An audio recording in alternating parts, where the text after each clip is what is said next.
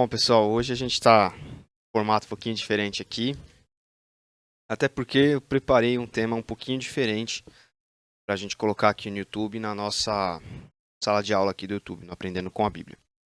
Na verdade, eu trouxe dois temas distintos, vai ser um vídeo rapidinho, e eu vou deixar alguns materiais para você, em relação a um desses temas, né?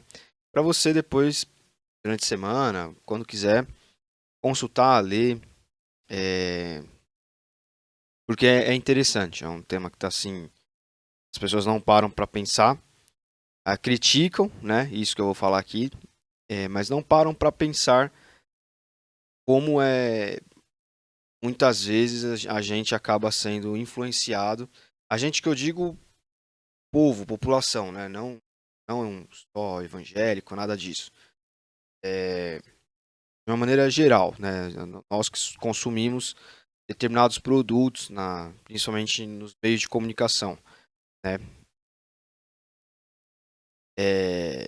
Isso é um dos temas relacionado com uma coisa que eu vi essa semana na internet e, enfim, achei um absurdo o que estava sendo ensinado ali com relação à Bíblia, um trecho aqui do Antigo Testamento. E uma outra, um outro assunto, eu tomei conhecimento dele essa semana. Na verdade, eu já tinha ouvido falar, já tinha visto um outro vídeo, já tinha até tido contato com alguns materiais, as pesquisas que foram feitas. Mas fazia muito tempo, né? Fazia alguns anos e agora essa semana de novo apareceu para mim, eu dei uma olhada, dei até uma relida nos documentos e falei, poxa, acho que é legal a gente trazer isso. Bom, antes de começar, parar com esse suspense logo e passar para os temas, na próxima, isso eu estou fazendo hoje, porque a gente está se preparando para falar sobre o Sermão do Monte a partir da próxima quinta-feira, tá certo? Então, por isso que hoje a gente vai trazer um assunto aqui mais breve, mais tranquilo aí, até diferenciado. Enfim, eu vou começar falando de um vídeo pequeno que eu vi. Infelizmente eu perdi esse vídeo, eu vi naquelas postagens de Instagram, tal, passou, eu não consegui recuperar. Procurei que nem um doido, um jeito de encontrar. Vídeo do Reels lá do Instagram, quem usa muito Instagram sabe. Para encontrar um vídeo de novo é um parto. O vídeo foi embora, eu não encontrei porque eu queria mostrar o áudio da moça falando que ela falou, né? Falando o que ela gravou no vídeo ali e publicou. Eu vou ler primeiro o texto que ela mencionou lá em 2 Samuel 23:10. O texto é o seguinte: Ele manteve-se firme e lutou bravamente contra os filisteus até que sua mão adormeceu e ficou grudada à espada. Aquele dia, Yahvé operou portentosa vitória. O exército retornou para onde Eleazar estava, mas somente para se apoderar dos despojos da guerra. Aqui Davi desafia alguns filisteus e é uma narrativa de um trecho de batalha do Antigo Testamento, né, da história do povo de Israel. Segundo Samuel aí narra um trecho da história do povo de Israel, da época ali dos, né.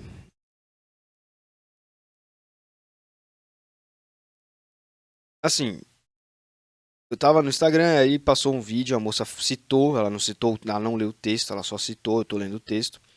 Ela citou assim, tava escrito eu vou ter que lembrar porque realmente, infelizmente, eu não consegui o vídeo.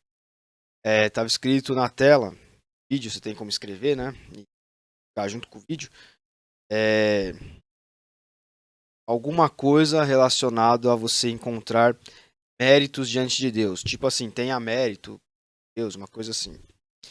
E o que ela estava tentando ensinar ali era o seguinte: você precisa, Deus faz, mas você precisa fazer mais. Deus só faz se você é, fizer mais do que ele espera. Mais ou menos isso que ela estava falando. Ela não explicou com relação ao que ela estava se referindo. Então, assim, ela é pastora, né? É pastora, e não não ensinou nada ali assim relativo a pastor, a gente pressupõe o quê? Cristão, tal, né? Enfim, alguma igreja evangélica. Não ensinou ali não, nada, em nenhum momento ela fez uma ligação entre isso e qualquer trecho do evangelho, que é a centralidade do cristianismo, né? Então vamos começar a colocar alguns pingos nos is aqui. Primeiro, é, nós temos na Bíblia o Antigo e o Novo Testamento. Mas o Evangelho, é, o que o Antigo Testamento traz para nós? O Testamento nos mostra quem é o Deus que se revelou ao homem, mostra a revelação de Deus ao homem, né? E toda a progressão de como esse Deus vai se mostrando em diferentes situações, né? E é uma revelação progressiva. Isso vai mudando com o tempo. E o Antigo Testamento ele tem as suas questões históricas, culturais, né? Lida com o povo de Israel durante um tempo, Deus se revela para eles, né? E isso desemboca no Novo Testamento com esse Deus para redimir a humanidade, criando o seu próprio filho aqui, nesse mundo, para que ele se entregasse e a partir disso nós encontramos toda aquela cultura, aquele costume de pedir perdão para Deus através de sacrifícios, etc., fosse anulada e trocado pela fé, pelo reconhecimento de que esse Deus se entregou e perdoa nossos pecados. Então, o Antigo Testamento ele serve, né, digamos assim, serve para nos mostrar quem é Deus que enviou Jesus para esse mundo e como que esse Deus se revela ao homem, como esse Deus, enfim, criou o mundo e o poder que ele tem sobre as coisas, né? O mar, por exemplo, quando ele divide o mar, o próprio poder de criação, né? Poder de, em alguns momentos, se mostrar para os homens através de sonho, através de uma árvore pegando fogo, mas ao mesmo tempo que não se queima, não perece, né? Só que tudo isso fica no Antigo Testamento e, entre aspas, morre a partir do momento que Jesus vem para cá, esse mundo, e completa a sua obra. E é aí que nasce o cristianismo. Então, o cristianismo ele abraça o Antigo e o Novo Testamento, mas ele é necessariamente fincado, exclusivo, digamos assim, do Evangelho, né? Da vida de Jesus, do que ele fez aqui, nesse mundo. Felizmente, muitas igrejas elas colocam um peso no Antigo Testamento maior do que ele deve ter, né? E é necessário, a gente acredita naquilo que está ali, né? Historicamente, etc. Só que o Antigo Testamento é uma coisa. Quem lida com o Antigo Testamento como é, livro sagrado final para a sua religião é o judaísmo, não é o cristianismo. E também tem igrejas evangélicas que exercem um certo favorecimento demasiado ao que está para depois dos evangelhos, ao que os apóstolos falaram, etc. Também é necessário, nós também acreditamos e entendemos que é uma continuidade. Contudo, o cristianismo ele se centra, né, por que cristianismo? Porque cristãos, somos pequenos cristos, né, somos continuadores. O cristianismo é o quê? A continuação do que Jesus veio fazer. Então, o foco, o centro do cristianismo tem de estar necessariamente no evangelho. E por que eu estou falando tudo isso? Porque essa moça, ao ensinar essa questão do mérito, que a gente vai entrar um pouco, ela não, em momento nenhum, ela faz uma aproximação com o evangelho ou cita Jesus, nada. Ela fica só no texto de Samuel e ela se embasa para dizer que nós precisamos nos esforçar muito a ponto de, muito mais até do que Deus, etc., a questão do homem lá que estava lutando e segurou a espada e lutou tanto tempo contra os filisteus que a mão adormeceu e ele não conseguia soltar a espada. Né? Porque você luta com a mão para cima assim, o sangue vai descendo, né? Adormece. E o peso da espada é muito pesado também. Devia ser muito pesado. Em geral, as espadas são pesadas. E é isso. Deus fez eles vencerem a batalha porque ele viu o esforço, digamos assim, sobre-humano daqueles homens, especial daquele que ficou com a mão dormente de tanto segurar a espada. Só que, qual é a realidade do Evangelho? Jesus fala, lancem sobre mim todos os vossos pensamentos, todas as vossas dores. Né? Jesus fala que não há um fardo mais pesado do que aquele que você possa portar, carregar. E o mérito não está em nós, no que nós fazemos. O mérito está na obra de Jesus. Então, por que eu estou querendo chamar a atenção aqui? Nós não podemos jamais nos confundir, achando que isso é uma confusão muito mais comum do que a gente imagina, achando que o que nós fazemos faz com que as pessoas se acheguem até Jesus, ou com que elas se convertam, ou com que os nossos pecados sejam perdoados. O mérito não é nosso, porque se o mérito for, nós tivermos qualquer tipo de mérito sobre as coisas, nós estamos diminuindo a figura transcendental, a figura divina, a figura poderosa do Filho de Deus, Jesus Cristo, e do seu sacrifício.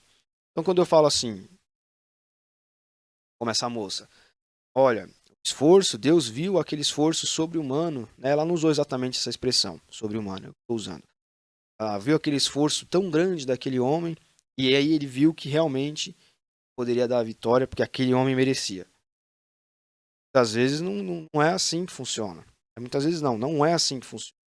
E senão cada um de nós íamos ter uma cruz para morrer, e aí sim Deus ia olhar e falar, olha só, ele morreu na cruz como Jesus morreu. Então, prova o esforço dele, assim, de uma maneira muito maior do que possa se imaginar.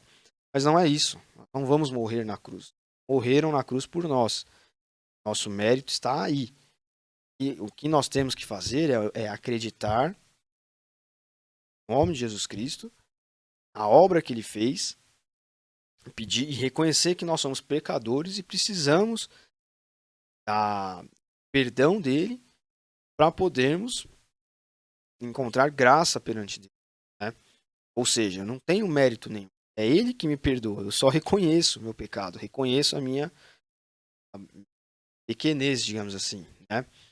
Então é um ensinamento muito errado. E assim, isso se espalha de muitas formas. Né? Essa moça, por exemplo, ensinando dessa forma, completamente equivocada, né? Sem a base, só com a base ali de uma situação específica que Deus trabalhou no Antigo Testamento, porque isso acontece muito no Antigo Testamento, situações específicas.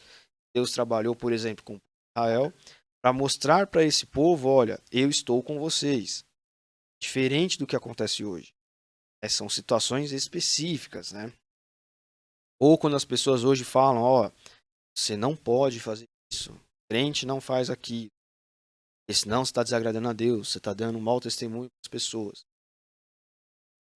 Ou seja, é o meu mérito, sou eu quem faz com que as pessoas se convertam, já cheguem a Deus. Também é um pensamento que está na linha desse aqui, é errado, é equivocado. Então, as pessoas assim que têm essa questão moralista muito forte, elas costumam colocar um peso, né, essa questão de mérito muito grande em cima das pessoas. Então, ó, se você fizer isso aqui, você está dando mau testemunho, ou você está perdendo a sua salvação. Não, mas como assim perdendo a salvação? Se eu acredito no nome de Jesus, se eu acredito na obra dele, peço perdão pelos meus pecados, se eu reconheço que eu não sou nada, que ele é tudo em mim, como que eu estou perdendo a salvação? Se no Evangelho não fala isso, no Evangelho é outra coisa. Jesus fala, nos ensina, diz que não veio para julgar o mundo, mas para salvar o mundo, e a salvação é ele próprio. Crer na obra dele, né? Crer que Deus o enviou para aquela missão específica de a cruz, perdoar os pecados. Então a gente começa a colocar um peso muito grande nas nossas ações, no que nós fazemos, quem nós somos. E aí, qual que é o problema disso? É o problema dessa situação que eu estou falando, que eu vi no vídeo dessa moça.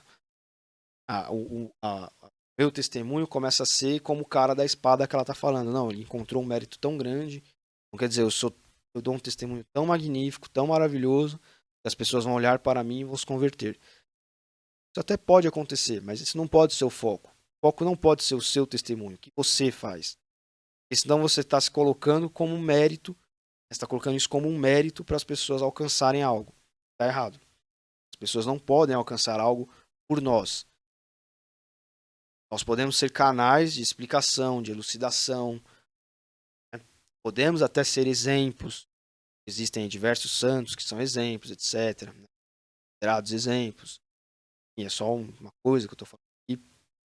Só que isso não é central.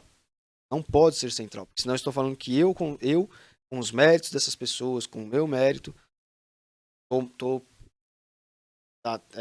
levando a palavra para as pessoas. Levando o evangelho para as pessoas. Então, eu só vi isso e falei, achei muito, muito interessante. Né? É um erro de algumas igrejas também que não falam em Jesus. Né? Não se usam quase o Novo Testamento. Se pegam muito do Antigo Testamento em situações, como eu falei aqui agora há pouco,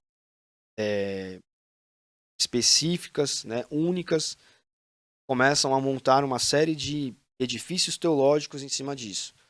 E esquecem do que o Evangelho é algo muito simples. É Jesus, creia em Jesus. Ele veio, morreu, pecados, e que se você pedir perdão e você acreditar nessa obra, acreditar que ele é o Filho de Deus, já basta para você estar salvo. Não é pelo mérito do outro que deu testemunho, deixou de dar. Não é isso que faz com que as pessoas venham ou não para a igreja, porque quem traz as pessoas não somos nós, o Espírito Santo. Né? Nós podemos agir como canal de explicação, de elucidação, etc. Mas nada acontece por nós. Senão nós estamos novamente colocando nosso mérito à frente, poder espiritual, né, transcendental, que existe no Evangelho e palavra que é viva, que fala por si só. Né? E então, relativo a esse assunto aqui, eu queria trazer dois assuntos, como eu falei. Um é esse. Né? E o outro, que aí é o que eu vou deixar alguns materiais, eu queria mostrar o vídeo da moça, mas eu tem mais. O outro, eu queria falar rapidamente sobre engenharia social. Então, primeiro eu vou só dar uma rápida definição do que é engenharia social. Engenharia social é controle do comportamento de massa. Então, são formas, alguns grupos ou aglomerados ou teólogos, formas que eles pensam, que eles bolam, que eles usam para controlar as pessoas. Então, a engenharia social é o controle do comportamento da massa. Basicamente, é essa a definição. E o que eu vou trazer aqui, que eu vou deixar no nosso grupo de estudos, no WhatsApp. Então, se você quer ter acesso a esse material, clica no link que está na descrição do vídeo para o grupo. Você vai ter acesso lá. Fala sobre o impacto. São algumas pesquisas e uma entrevista com um pesquisador chamado Albert Chong, Banco de Desenvolvimento Interamericano, se não me falha a memória, que eu não anotei aqui, mas está anotado no documento, que fala sobre o impacto da TV, em especial das telenovelas, sobre as famílias. Né? Então, a engenharia social relacionada a isso. É como muda o comportamento das pessoas, como eles conseguem controlar o comportamento das pessoas, as ações das pessoas, com base em programas de televisão, mas a pesquisa dele é em cima de novelas. Então, quais são as pesquisas dele? Ele chegou à conclusão, duas pesquisas diferentes, que as telenovelas influenciaram na taxa de natalidade. Então, nós temos uma emissora no Brasil chamada Globo, cujo sinal chega em praticamente 100% do território nacional. Mas, pelo menos quando ele fez a pesquisa aqui, isso no começo da década passada, ou melhor, no final da década de 2008, 2009, quando ele fez essa pesquisa aqui, em alguns lugares ainda não chegava o sinal. Então, qual foi a conclusão? Onde o sinal da televisão chegava, da Rede Globo, que é a emissora que mais promove novelas, etc., em 40 anos pelo menos, desde o regime militar pelo menos, né? Mais de 40 anos, onde chega esse sinal, as telenovelas influenciaram na taxa de natalidade. Diminuiu. As cidades onde chegou o sinal, onde as pessoas tinham contato com as novelas, a taxa de natalidade apresentou queda. Onde não chegava, não apresentou queda, apresentou estabilidade. Ou seja, continuou da mesma forma. Uma outra pesquisa que, onde chegou sinal de televisão, as pessoas tiveram contato com as novelas, a taxa de divórcio aumentou. Onde não chegou, ela se manteve estável. De uma maneira geral, no Brasil, isso tem aumentado muito. E eu vou deixar também aí, pro pessoal do grupo, um link de uma entrevista, os materiais deles são em inglês. Então, se alguém não souber ou não quiser ler, porque é longo, na entrevista dá para você ter uma ideia da satisfação deles com relação a esses resultados aqui. Você consegue por ele, a revista Época, em 2009, pouco depois dele soltar a segunda pesquisa. A revista Época faz parte do Grupo Globo. E onde está a questão da engenharia social, que quando você lê a entrevista você vai entender melhor. O foco das pessoas era apresentar, segundo até a entrevista e segundo os documentos que ele apresentou, primeiro, as pessoas mais pobres eram mais suscetíveis a essa influência, digamos assim, e o empoderamento da mulher foi largamente promovido a partir dessas novelas usadas como controle de comportamento, das mulheres especificamente. Então, qual era a ideia? Fazer com que as mulheres... Qual foi o resultado, melhor dizendo? A ideia, no pano de fundo, também. Fazer com que as mulheres tivessem menos filhos e deixassem de ter vontade de ser esposa ou promover esse adultério, enfim, divórcio, né? E isso foi alcançado. A lista que é dada mostra que, de fato, né, pelo menos dos anos 80 para cá, cresceu muito o número de divórcios e, principalmente, divórcios pedidos por mulheres. Também a taxa de natalidade, né, as novelas apresentando famílias pequenas, reduzidas, tal, influenciou para que houvesse uma queda no número aí de pessoas grávidas, né, de crianças nascendo. Pessoas grávidas não, crianças nascendo. Então eu falei, poxa, eu vou mostrar isso pro pessoal, né, vou trazer isso, só para, enfim, ficar provado, né, cientificamente, digamos assim, por estudos, o que a gente consegue às vezes até perceber só de olhar, né, só de ver. A gente sabe que ali há uma promoção de valores que vão contra, né, nós acreditamos, enquanto cristãos, vão contra os valores do Evangelho, né, e a partir dessas pesquisas a gente percebe assim, como que essa cultura que nós vivemos, essa cultura que é promovida por esses órgãos, imprensa, né, de mídia de uma maneira geral, não só imprensa, mas de mídia de uma maneira geral, eles têm por objetivo realmente minar a família. E quando eles atacam, em especial, a mulher, né, mudam o controle, né, mudam o comportamento, conseguem controlar o comportamento das mulheres, eles conseguem atingir em cheio a família. É a mulher quem geralmente dá amor, dá carinho para os filhos, é ela quem tem, né, a possibilidade de engravidar, trazer uma nova vida ao mundo. Em geral, é quem passa mais tempo com os filhos, quem tem mais abertura, mais conversa. Né? Não que o pai não exerça nenhuma das funções, exerce e tem que exercer. Mas geralmente é a mãe que tem mais essa facilidade. Então, quando você. Esse dom, né? É um dom. Quando você ataca aí, você começa a minar a família como um todo. Consegue perceber o que houve aí de 50, 40 anos para cá em relação a não só o feminismo em si, mas todas essas coisas, que isso daqui não deixam de esses elementos aqui não deixam de ser elementos pregados, né, pano de fundo dessas ideologias políticas aí, que nada mais são também do que uma forma de controle de comportamento, né, de engenharia social. Mas como que nós somos tratados assim, essas pessoas, né, por esses órgãos, por esses aglomerados aí, como marionetes. Né? Eles querem que a gente precisa fazer com que as pessoas, elas, vamos supor, as mulheres, elas deixem de querer ter filhos, elas se emancipem do marido, se emancipem da família, sejam independentes. E aí você tira aquilo que de mais especial a mulher tem, de tão especial. Deus, quando quis vir ao mundo, escolheu vir pelo ventre de uma mulher, não escolheu aparecer aqui de repente, ou sair debaixo da terra, de dentro de uma pedra, escolheu esse caminho. Então eles retiram toda essa questão especial que há no fato da mulher poder engravidar, criar filhos, cuidar dos filhos, né?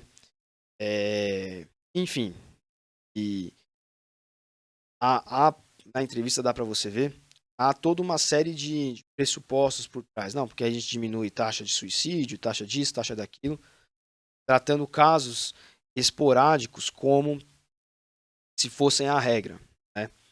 Então é claro que existem famílias desestruturadas, existe N problemas de convivência, só que o poder que a emissora de televisão tem hoje, fazer com de ficar martelando um caso, todo dia no jornal, sempre, ou pegar 10 casos e trabalhar os 10 como se fosse a regra, isso influencia as pessoas. É muito isso que acontece, né? Você pode pegar, por exemplo, esses jornais que ficam mostrando a crime, né?